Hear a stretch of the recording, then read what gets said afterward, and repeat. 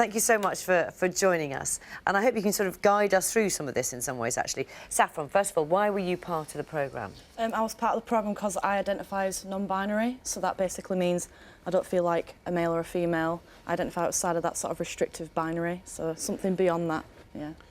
And Tom, I mean, it was an interesting sort of revelation for a lot of, your participation in the programme, was it? Just talk us through that process, because it was a big eye-opener. Yeah, it was mind-blowing for me.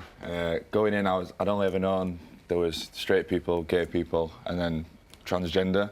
So coming in and learning about non-binary and gender fluid, I'd not a clue, as you see on the programme. The whole way through it, I was just like gobsmacked at everything I learned. But it was really good, I really enjoyed it, loved the whole week, so... But yeah, it was definitely an eye-opener.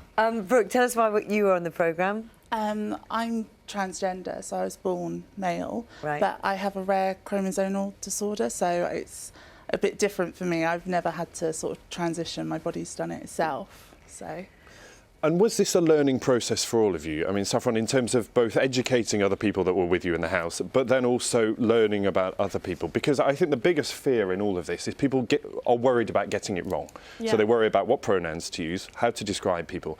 And actually the education is the most important element here. Yeah, I mean, I've done sort of activism before, like at university and things like that, but the great thing about the house was the documentary is going to allow people to see people make mistakes and see people maybe sometimes trip up, Right. and then they know how I deal with it and they know how they can deal with it, and just like we don't expect people to sort of understand straight away, just to respect.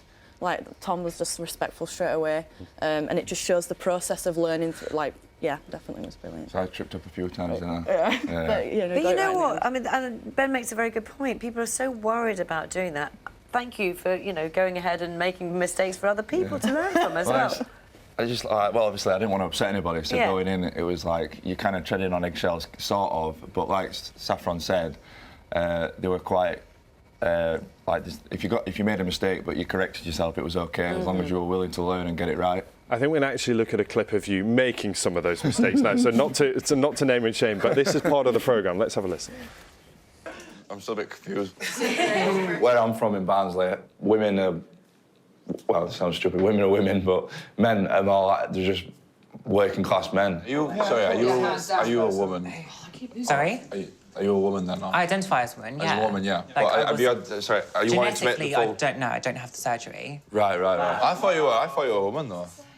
She's a woman? No, you are a woman, sorry. Yeah, I identify, yeah. Sorry,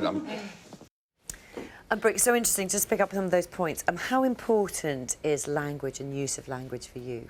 I'm not that hot on it. Nice. I'm not as strong. I don't sort of take it offensively if someone misgenders me or something. Right. It's never really happened to me. Everyone just thinks that I'm biologically female, so I think that's why I'm not so sort of fussed about it. But I think if I was still in the thick of transitioning, I'd probably be quite hot on it, like a lot of others are. And Tom, I mean, we saw there some of, what you were getting wrong. What did you learn? What did you learn to get right? So for Saffron, the pronouns. So instead of he, she, it's they, them, or the name. So towards the end of the week, I nearly got it right. And then just in general, everything else, like just to be more respectful of people's thoughts and feelings towards it.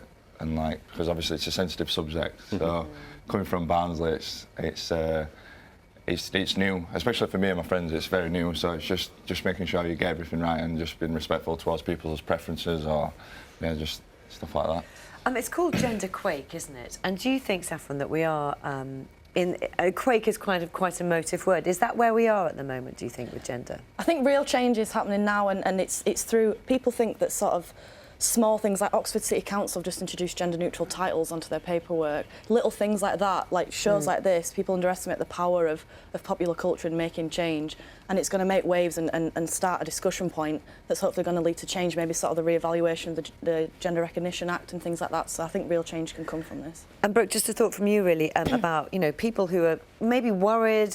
What would your message be to them?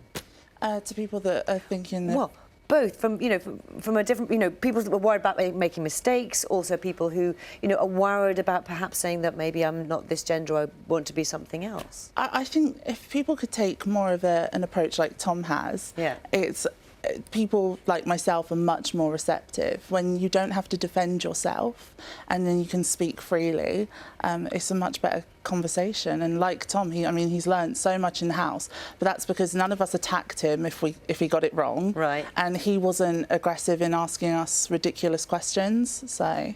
Okay, and is that the same for you as well, Saffron?